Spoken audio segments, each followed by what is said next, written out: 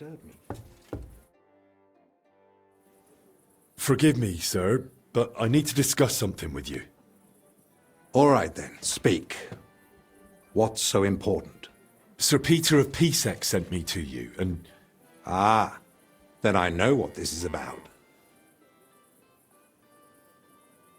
If I may ask, what's wrong with her?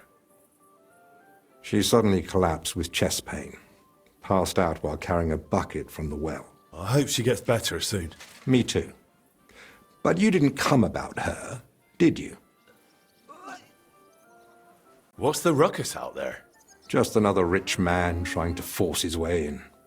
Refuses to accept that coin isn't everything. You refuse to treat him? Not at all. I'll see to him when I've got time. I'm here as a messenger. Sir Peter of Pisek gave me this letter for you. Really? Let's have a look. Here it is.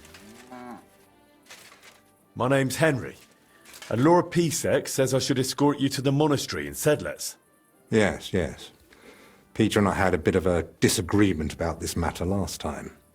Look, Henry, I appreciate your offer, but I don't think I require your services. Either way, you delivered the letter, and I am sure Lord Pisek will reward you for that. I heard you intend to ask at the monastery to help you get access to King Wenceslas. Is that true? Unfortunately, yes. I'm worried about his health, and I hope Abbot Jan might intercede on my behalf. You think Sigismund would listen to the abbot? It's a chance, and my conscience won't let me waste it. Are you seriously not afraid to go to the monastery alone? You do know Sigismund has taken up there, don't you? Sigismund? He's gone already. It may not be only him. Don't forget his influence. You can never be sure who to trust. I don't believe Sigismund would do anything to me. He has no reason to. And he doesn't act rashly. In a way, he actually owes me. Still, I wouldn't want to count on that. You really expect me to just walk away? Well, if you feel that... What the hell is that racket? Hey! Albich! Christ, give me strength. Another bunch of impatient wretches. Perhaps it's time I finally had a proper word with them. Get out here, you piss fart! Well, they don't look much like the debating sort. That's unfortunately true. On the other hand, it was fortunate Lord Pisek, despite my objections, sent me a personal guard, right? You mean me? Who else? Come on, in the worst case, I'll just see what you're made of. So, you finally decided to come out. About time. I won't be kept waiting in the street like some mangy mutt. I've told you several times already. I'm busy. Because you're wasting time on some wench instead of helping someone who actually matters. No person is more important than any other. Ha! For your own good, I'll pretend I didn't hear that nonsense.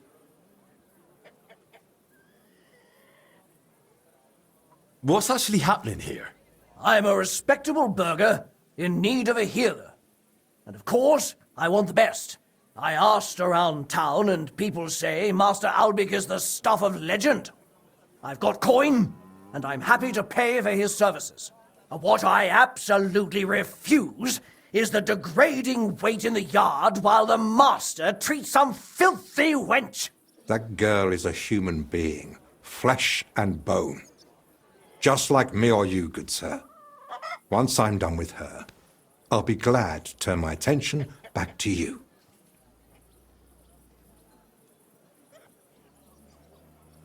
Have you lost your mind? You do realize you're threatening the royal physician?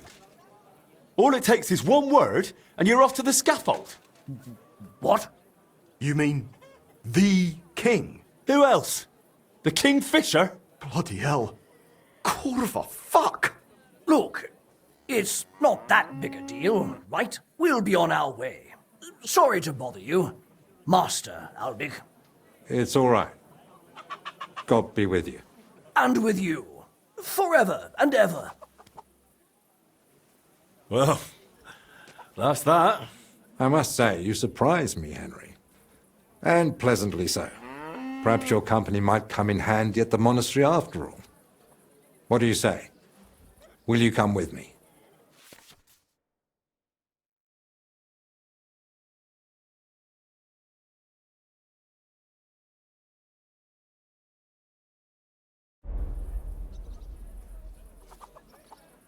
Well, I've still got a few things to take care of, but I'll be back soon. All right. You know where to find me.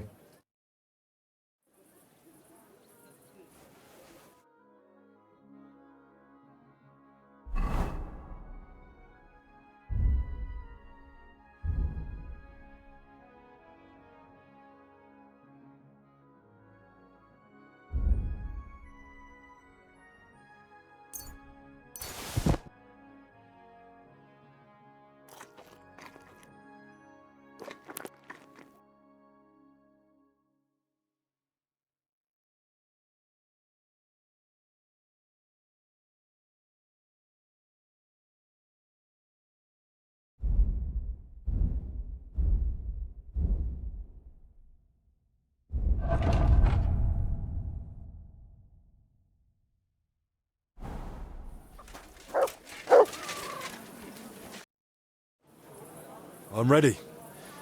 Let's go to the monastery. Excellent. There's nothing keeping me here. Let's go now. Just change first. Armor would only attract unwanted attention in the convent. All right. I'll be back.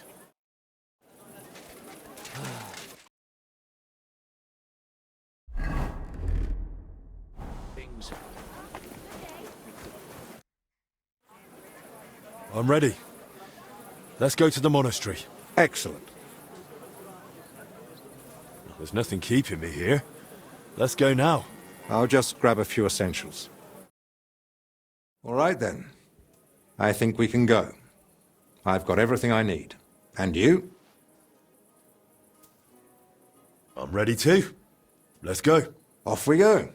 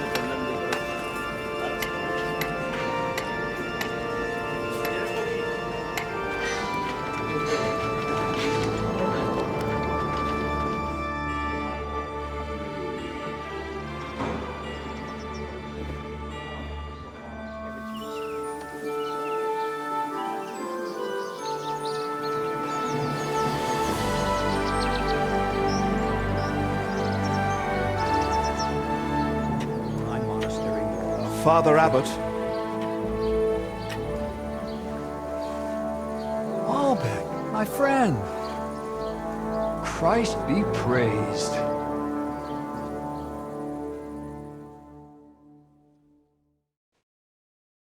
Master Albich, welcome. I admit I didn't expect we'd meet again so soon. But at the Italian court, I told you I needed to speak to His Majesty. I know, of course. But after what happened, and now with what's going on here, nonetheless, King Sigismund has already returned to Hungary. My friend, we both know your influence reaches well beyond the monastery walls. And so does yours. In any case, you can gain access to Sigismund's court on your own. We both know how. That matter still hasn't been settled, Albich. The king cares about it. Actually, forgive me. These are grave matters concerning His Royal Majesty. Can we speak privately somewhere? I'd like that, but I'm afraid things are rather complicated right now. Well, what's going on, my friend? You seem a little uneasy. I am.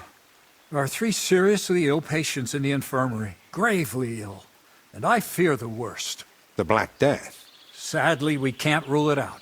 And I say that as someone who's lived through one outbreak already, and survived. Well, does it look like the plague? You think I'd be alarmed over nothing? Forgive me, Father. And who are these 3 patients? 2 are members of the monastery, Confessor Stephen and Brother Yaroslav, who works in the scriptorium, and one of the maidservants. Something seems off to you, Albich. Yes, the maid. Women aren't allowed in the cloister. And they don't meet with the monks, do they? Of course not. That's out of the question. Then how could she have been infected along with 2 monks? That, alas, I don't know. Where would it have come from? The monastery is isolated. Few are allowed inside the cloisters. Before King Sigismund decided to stay here, we took in many folk fleeing his army. We gave those poor souls food, shelter. Some of them washed in clean water for the first time in weeks. And in poverty, hunger, and filth, all sorts of illnesses thrive. On top of that, there's construction going on inside the church. There are all sorts of craftsmen and laborers in the monastic courtyard. What are we going to do, Albich? We'll go and see to the sick, of course. Then there'll be no reason we can't speak to the abbot in private about our matter. Very well. Thank you, Albich, for volunteering. I wouldn't have dared ask it of you. No need to thank me. I'm a physician.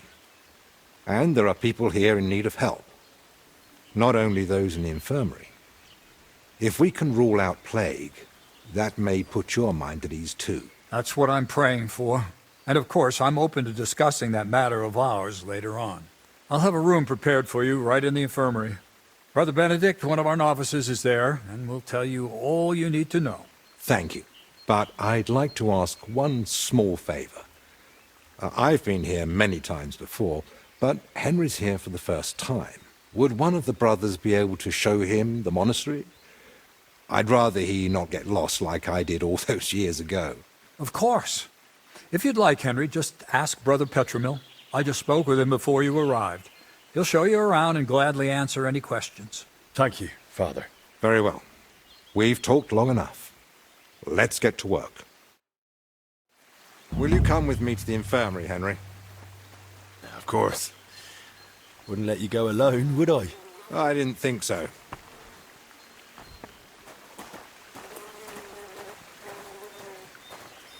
Tell me, Henry, didn't the abbot seem anxious to you? Yes.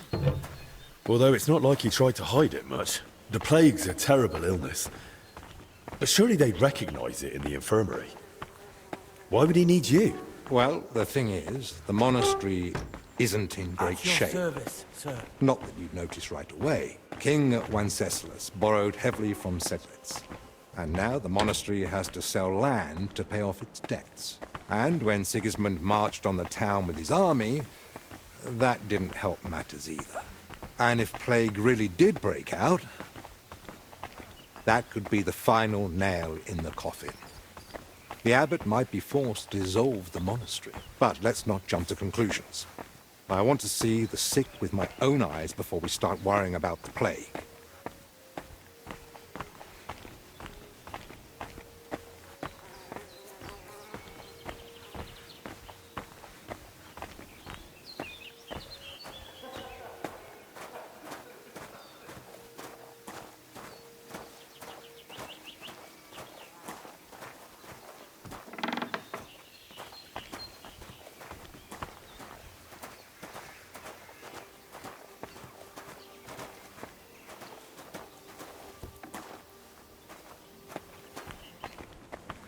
It's your bloody fault anyway. Oh, I struck you first, and that should have ended the duel, but no, you just had to... So, this is the confessor. What do you make of it, Henry? I'm feeling it now, all right. My skull's pounding. He looks worn out. Doesn't even notice us. Whatever's wrong with him is clearly taking a toll. Exactly. At his age, any illness hits far harder than it would a young and healthy man. Well, the good news, I suppose, is that he's not in agony. Pain's part of life, but no one deserves to suffer too much. Compassion, Henry, whether for the suffering or even the enemy, is part of every good physician's character. Unfortunately, not every physician is a good one. Albich? Albich of Unichov? Zacharias? What are you doing here? Wherever His Majesty goes, I must follow. You know how it is. But why aren't you in Padua, studying? Have you been missing your homeland? I was summoned home for urgent matters. And since I'm here, the abbot asked for my help. Ah, yes. This plague he's so afraid of. Plague? Do you believe it? Am I such a poor teacher? Of course not. But until now, it was just my word against the abbot's. In other words, I am truly glad you're here, my friend. Begging your pardon, sir, but who exactly are you? Henry, allow me to introduce Master Zacharias of Prchatsitz. He once studied under me, but became a trusted friend, and eventually the personal physician of King Sigismund. You flatter me, Albich. The road to that post was a good deal more torturous than you make it sound. And you are...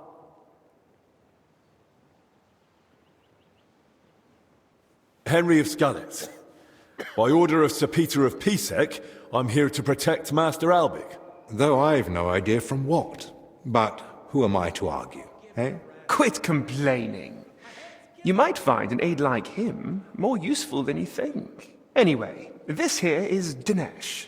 He didn't come entirely of his own will either, but he's proven a reliable man. Dinesh Latskvi, gentlemen.